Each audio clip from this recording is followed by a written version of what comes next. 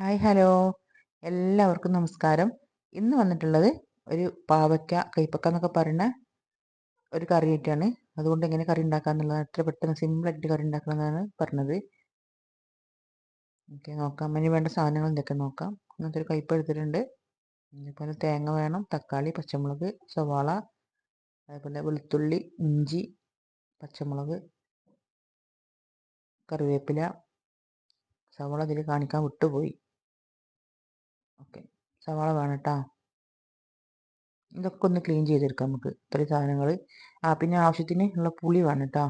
കയ്പ്പച്ചാറാകുമ്പോൾ പാവയ്ക്ക കുറച്ച് കയ്പ്പുണ്ടല്ലോ, അപ്പോൾ അതിന് കുറച്ച് പുളി വേണം.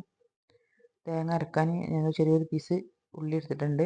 പിന്നെ വലിയ ജീരകം, തേങ്ങ ഇട്ട് കൊടുത്തിട്ട് വലിയ ജീരകം, കുറച്ച് മല്ലിപ്പൊടി, കുറച്ച് മഞ്ഞൾപ്പൊടി, അതേപോലെ കുറച്ച് മുളക് പൊടി. ഇത് ഞാൻ എല്ലാം അരക്കുമ്പോഴും ഇങ്ങനത്തെ മീൻകറി ഇതൊക്കെ ഉണ്ടാക്കുമ്പോൾ ഞാൻ ഈ ഒരു അരപ്പാണ് ഞാൻ തയ്യാറാക്കൽ കേട്ടോ.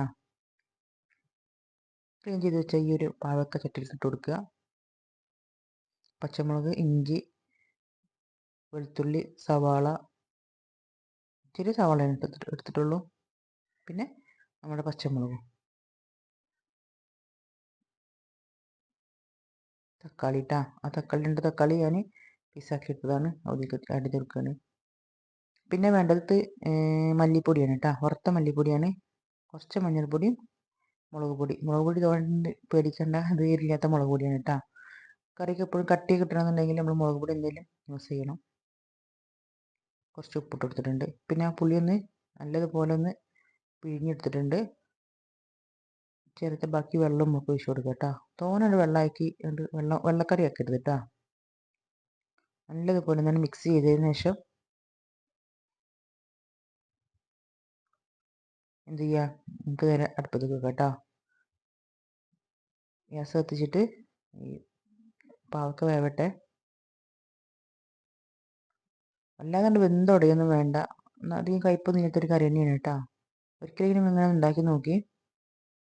അത്യാവശ്യം നമുക്ക് ഇത് വേവായി വന്നത് തോന്നുന്നുണ്ട്.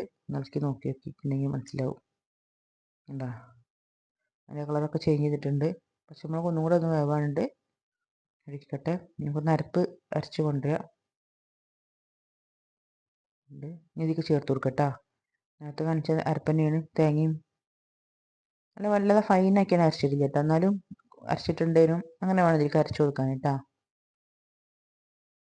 വല്ലാതെ ഫൈനായിട്ടുണ്ടെങ്കിൽ ആ കറിക്ക് ടേസ്റ്റ് മാറി, മീൻകറിൻ്റെ ഒരു ടേസ്റ്റ് വരും. എന്നാലും ഇത് മീൻകറി പോലെ തന്നെയാണ് എങ്കിലും ഒരു പ്രത്യേക ടേസ്റ്റ് ഉണ്ട് കഴിക്കാൻ കേട്ടോ. ആ ഇഞ്ചി, വെളുത്തുള്ളി, സവാള ഒക്കെ ഇടുന്നതുകൊണ്ട് തന്നെ കയ്പക്ക കറിക്ക് പ്രത്യേക ടേസ്റ്റ് വരും. എന്തായാലും ഇങ്ങനത്തെ ഒരു കറി എല്ലാവരും ഉണ്ടാക്കി നോക്കിയിട്ടാ. ഇതേപോലെ ഇരിക്കും കറി. തിളക്കട്ടെ. തിളച്ചതിന് ശേഷം നമുക്കൊന്ന് വറവിടാം കേട്ടോ. ഓവറായി തിളച്ച് മറിയണ്ട, ഒന്ന് ഓഫാക്കട്ടാ. തിളച്ച് മറിഞ്ഞിട്ടുണ്ടെങ്കിൽ ആ കറി എന്ത് ചെയ്യും, വെള്ളം വിട്ട പോലെ ഉണ്ടാവും. ഈ ഒരു പാനിലേക്ക് കുറച്ച് വെളിച്ചെണ്ണ ഒഴിച്ച് കൊടുത്തിട്ട് നമ്മൾ ഇടുന്നത് ഉലുവയും കടുകും കറിവേപ്പിയും ഉണക്കമുളകും ഇട്ടിട്ടാണ് തൂമിക്കുന്നത് കേട്ടോ. വെളിച്ചെണ്ണ ഒഴിച്ച് കൊടുക്കുക. വെളിച്ചെണ്ണ ഒഴിക്കുമ്പോഴാണ് എല്ലാ കറിക്കും ഈ ടേസ്റ്റ് പ്രത്യേക ഒരു രുചി വരും കേട്ടോ. നമ്മൾ നാടൻ കറികൾക്കൊക്കെ എപ്പോഴും നമ്മൾ വെളിച്ചെണ്ണ ഉപയോഗിക്കണം. പിന്നെ മറ്റുള്ള കറികൾക്കൊക്കെ നമ്മൾ ഓയിൽ ഉപയോഗിച്ചാൽ കുഴപ്പമില്ല. പക്ഷെ ഇങ്ങനത്തെ കറികൾക്കൊക്കെ നമ്മൾ വെളിച്ചെണ്ണ തന്നെ തൂമിക്കുമ്പോൾ പ്രത്യേക ടേസ്റ്റ് വരും. അതൊക്കെ ഞാൻ പറഞ്ഞ പോലെ കടുകും ഉലുവയും കറിവേപ്പിലൊക്കെ ഇട്ട് കൊടുത്ത് ഉണക്കമുളക് ഇട്ട് കൊടുത്തിട്ടൊന്ന് തൂമിച്ചതിന് ശേഷം ഈ കറിയിലേക്ക് ഒഴിച്ച് കൊടുക്കുക കേട്ടോ.